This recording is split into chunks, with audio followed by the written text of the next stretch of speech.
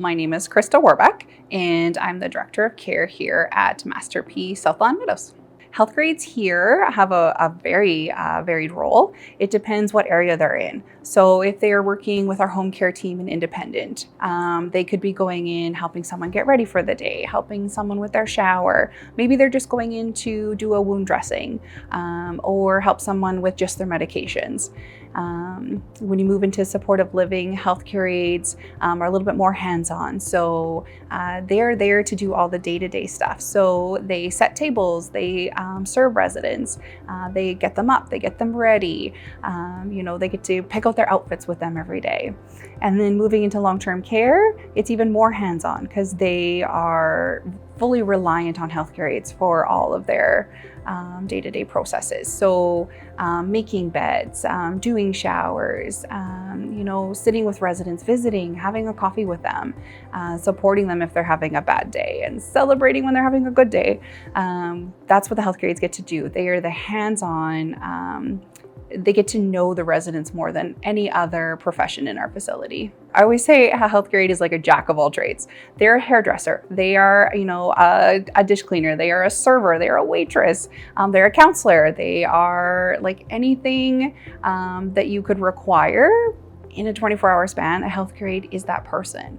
The nurses come in, we do the medications, we might do an assessment, but the healthcare aides know who these people are. They know when something's not right. They are the ones that are the first to identify that someone's acting a little bit different, or someone's, not feeling good, or maybe they didn't eat their favorite meal. A healthcare aide will pick up on that. And that's where healthcare aides are so invaluable, because they know the residents better than anybody else. And they have that ability to identify when someone's not doing well. And that's so key. Within healthcare aide, there's so many open doors. You can do something and decide, I need to change it up. And there's so many varied options out there. Even, if you look at the community, you have, public operations like Alberta Health Services, where you'll be in the hospital. You can then pivot into some of the home care practices where you're going into people's homes. You can do pediatrics, you can do seniors. You could go in and do respite care. So, someone's just had 2 brand new twin babies.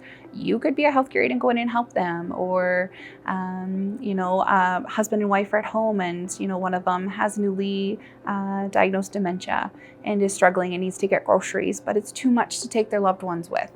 You can go in and provide that respite care. Then you can go into facilities where, you're doing something simple as just baths and, going for the day, or you're doing that hands-on 24-hour care.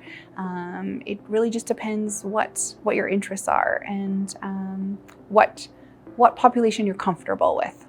Really, healthcare is one big wheel and spoke. Every piece has to be in alignment for that wheel to turn.